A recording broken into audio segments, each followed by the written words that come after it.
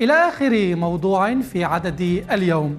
الوجه الآخر لعمليات الترحيل في الجزائر العاصمة وباقي المدن، عائلات ترحل إلى سكنات لائقة، وعائلات أخرى تطرد وترمى في قارعة الطريق، فلا مأوى ولا هم يحزنون. والأكثر من هذا، وحتى وإن احتموا بالبلدية التي طردوا منها يطردون بالقوة العمومية.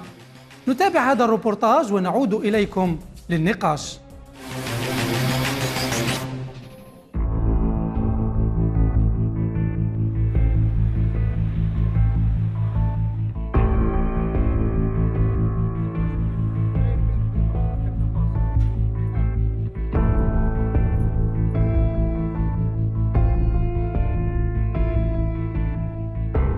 البداية كانت في إطار القضاء على البيوت القصديرية في الجزائر العاصمة، ما كان مكسباً ظاهراً محققاً في نظر الحكومة بالقضاء على الحي الفوضوي مولين بدويرة، أخفى وراءه مأساة إنسانية تكشف عن عمق الأزمة الاجتماعية التي تضرب الجزائر.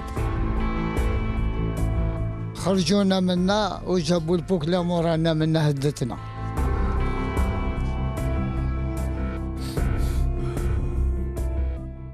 وهما هنا راهم يقولوا نروحوا لبلادكم، مش من بلاد عندنا. كش معنا بلاد اخرى ولا كيفاش هذه؟ مرميين في الشارع، الناس طالعه هابطه، الناس واحد يستقصي فيك يقول لك سواره، واحد يقول لك مالي، واحد احنا جاب لي ربي جزائريين مواطنين. عندها يومين جا حاط واحد الشيخ من الفوق قال لي هذوك لي ماليون لي نيجيريان جابوهم هنا. قلت له ماشي لي ماليون نيجيريان، قلت له خاوتك جزائريين كيما انت. كيما البارح بتنا قاعدين مشتا ودخلت لنا القطره ومنا، وانا هاد العام نجوز البوام ما كاش كيفاش كاع نقرا. شحال نهضر اختي شحال نهضر واش قلت لك؟ قلت لك مع الطومبات عايشه.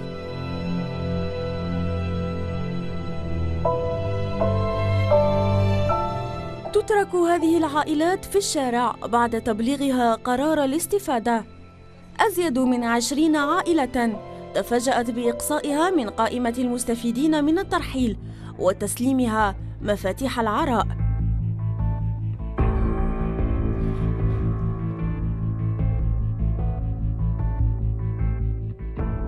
جات بالاثنين ورا العيد بسمانة جوست عيدنا، جات بالاثنين قالت لنا باللي تروحوا غدوه 3 راح ترحلوا كامل. قلنا لها كامل، قالت 160.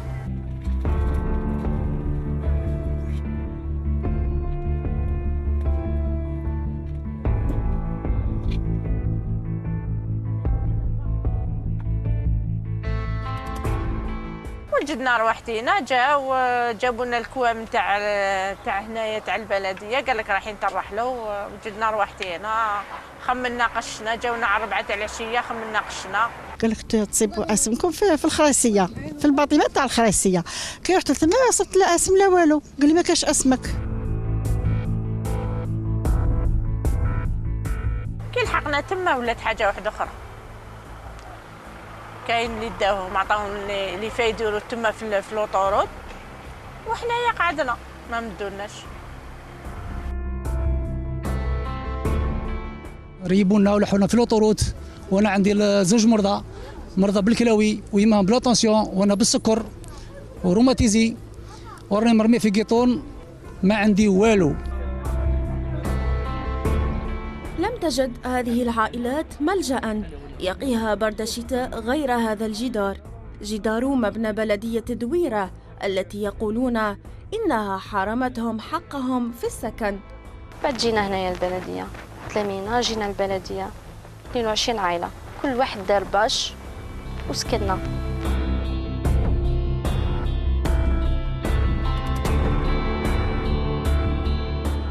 هذو جاوا قدم، هذو ما 94 وما لهنا ما 94 وما نعرفهم من بكري، هذو عايشين معنا وكلش جاوا ما 94 وما عايشين لهنا، مع الاخر ما داو ما والو. وكاين اللي جاوا جدد وطاولهم ما عندهم عام، عندهم ما عام وداو، وهذو القدم ما داو ما والو.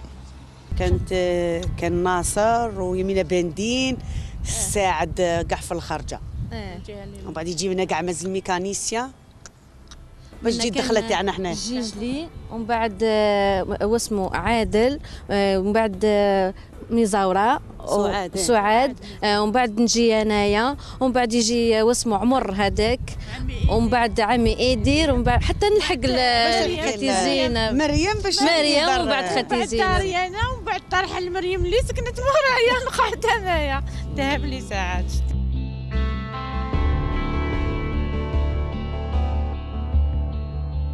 هما كانوا ساكنين هنايا وكان واللي ماشي ساكن دا واللي ساكن ما داش. كانوا ساكنين كانوا لي زونسيان هذو هنا كاع عندهم بزاف واحد 15 هكذا يقول. كي جينا من هذاك حي مولين جينا هذيك الليله اللي داروا لنا هكاك جينا سكننا هنايا سكننا هنا في قدام البلديه قلنا بالك كما يقولوا يشوفوا لينا ويرحلونا. والله ما راهم خارجين منا بالموت ولا بالحياه.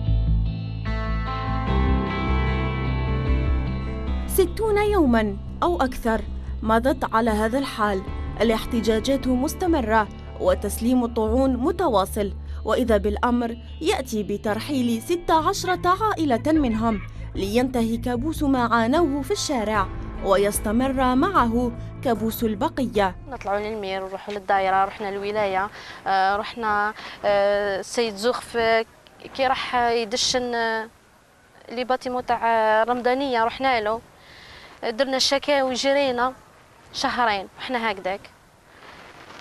من بعد عيطوا لنا قالوا لنا كاين اسامي تنيو فيهم وتبصموا، قالك اللي سنيا وبصم يروح يدي لابورتومون تاعو. انا سنيت كي زادوا داونا اللي باتيمو تاع كاتشوما نفس الحكايه واش صرالنا الضربه الاولى زاد صرالنا الضربه الدوزيام.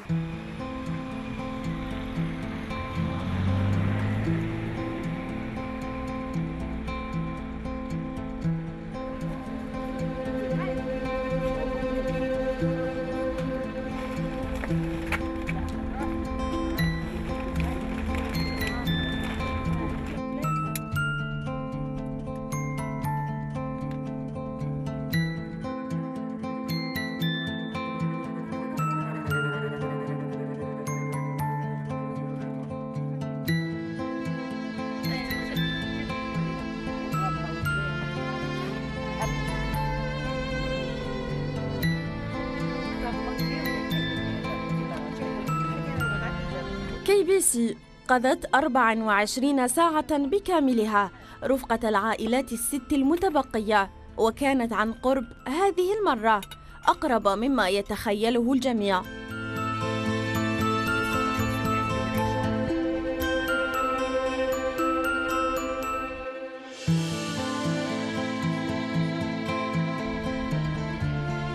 نساء مطلقات، أرامل مع أولادهن في شارع لا يرحم، عائلات مشتتة منذ ما يزيد عن 5 أشهر حتى الآن، اشتاقت لدفء البيت وأمنه. كلشي مشمر، واش راح نديرو؟ نعاودو نسخنوهم هكا على الطابونه ونعاودو نطلقو.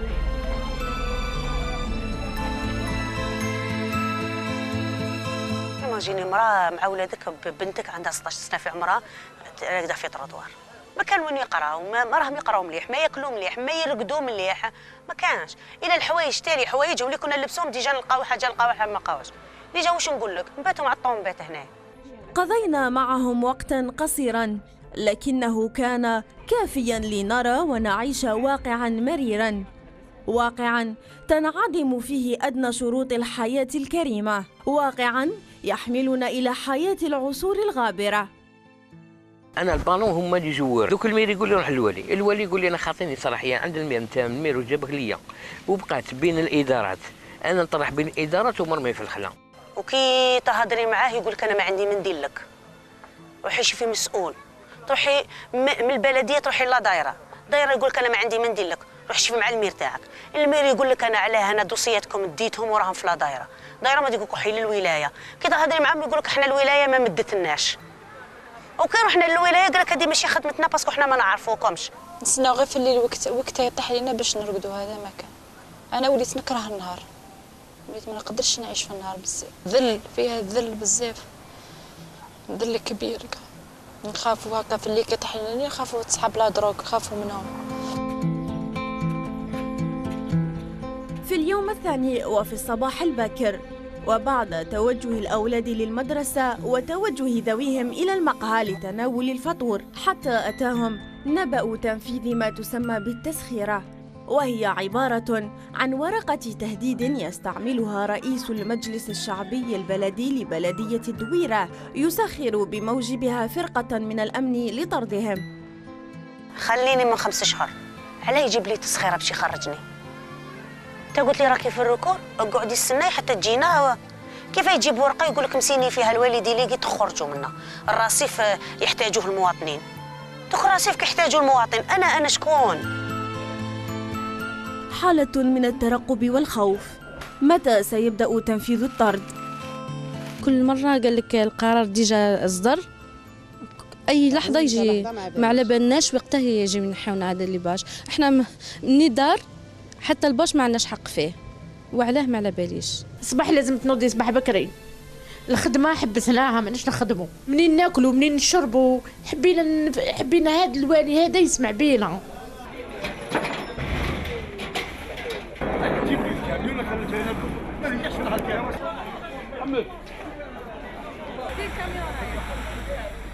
عائلة حيمولين بدويرة تجد نفسها مرة أخرى في مواجهة القوات العمومية المسخرة خصيصا لإبعادها من محيط مقر البلدية، المكان الذي لجأت إليه هذه العائلات بعد رميها في الشارع أثناء عملية الترحيل الأولى.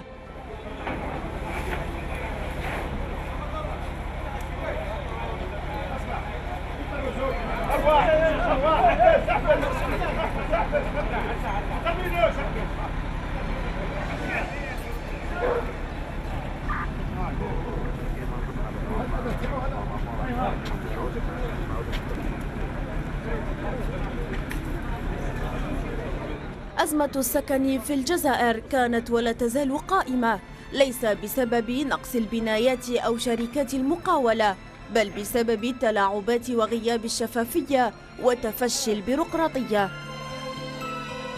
قناة KBC حاولت الاتصال بكل من رئيس المجلس الشعبي البلدي لبلدية الدويرة وكذا الوالي المنتدب للدائرة الإدارية لدرارية لفهم ما يحدث، لكننا وجدنا الأبواب موصدة بعد محاولات متكررة وانتظار طويل.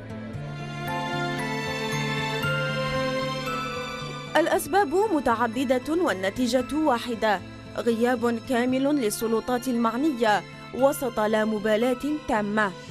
5 أشهر في الشارع في انتظار نتائج طعون لم يكشف عنها، لتتواصل معاناة هذه العائلات بعد أن سدت أمامها كل المنافذ.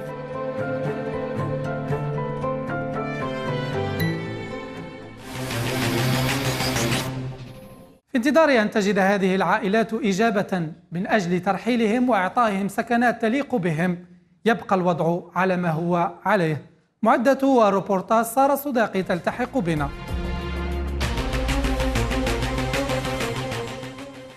أهلا بك سارة. أهلا زبير. توجهت إلى الدويرة تحديدا بالعاصمة لتأخذي عينة من الذين يقصون من عمليات الترحيل ويتركون في العراء بين عشية وضحاها. لماذا لا تفكر السلطات العمومية في إخطار هذه العائلات المقصية قبل عملية الترحيل بأنها لن تجد مسكنا بعد ذلك؟ أثناء التحقيق حاولنا التعرف على الإجابة لهذا السؤال اللي يعني جميع واحد يجيه في باله، لكن طلب تاعنا قبل بالرفض من طرف الولي المنتدب للدائرة الإدارية لدرارية، كذا مع المجلس الشعبي البلدي للدويرة، يعني ما كانش هناك استقبال، دونك ما قدرناش نعرفوا الجواب لهذا السؤال. هل تلقيت ربما صعوبات في إنجاز هذا العمل، خصوصا وأن العائلات كانت تقطن بجوار البلدية وتحتل ربما الرصيف؟ أكيد كانت صعوبات، خاصة في تدخل القوات العمومية نهار تم إمضاء على التسخيرة باش يعني ينحوهم من الرصيف. أكيد كانت هناك صعوبات وحاولنا، وبعد إصرار كثير مع الأمن الوطني قدرنا يعني ننقلوا المشهد اللي كان يتم. تابعنا الروبورتاج، وربما ما شد انتباهي هو لما راحت النسوة إلى مكان تواجد ربما سكناتهم في السابق، وعندما كانت تقول جاري هنا وأنا كنت أسكن هنا، لقطة مؤثرة جدا أن تبكي على الأطلال وتجد نفسك في الشارع، ربما يعجز اللسان عن التعبير. يعجز اللسان عن التعبير. لكن ما مصير ربما الأطفال متمدرسين، الأطفال كيف ربما تتولد لديهم ربما عقدة أن يجد بين نفسه ربما يسكن الكرتون والبلاستيك وفي قارعة الطريق، كيف نفسيتهم؟ أكيد نفسية صعبة جدا، يعني خصوصا في السن المراهق. يعني كما شفنا هذيك حنان نوعي، يعني من كانت معنا كمثال في التحقيق هذا، وليدها عنده 18 سنه، حبس القرايه، قالت لي دوكا ويتكيف كابابل، يعني بعد المخدرات، السرقه، السجن. يعني هذا احنا نعرفوا باللي الاسره هي نواه المجتمع، ولا فسدت الاسره فسد المجتمع، وبهذه الطريقه رانا نهمشوا عائلات باكملها، يعني ونضيعوا اطفال ونضيعوا شباب ونضيعوا نساء، خاصه في التحقيق. واش راني حابه نقول زبير، اغلبيه النساء اللي خدمت معاهم كانوا يا اما مطلقات يا اما ارامل مع اولادهن في الشارع. يعني هذه هي الحاجه اللي تخوف اكثر.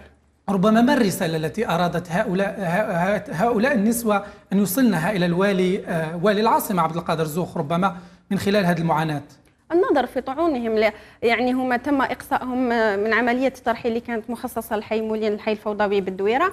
تم عملية إقصائهم، بصح داروا طعون وطعون متكررة إلى حد الساعة، يعني من أكتوبر 2014 إلى يومنا هذا لم ينظر في هذه الطعون. ما على بالهمش علاه، كيفاش، وقتاش، ما على بالهمش. يعني كما شفنا ثاني خلال التحقيق تقول لك نروح للمير، المير ما يستقبلنيش، نروح للولي المنتدب، الولي يقول لي روحي للولاية، يروحوا للولاية يقولوا لهم ولوا.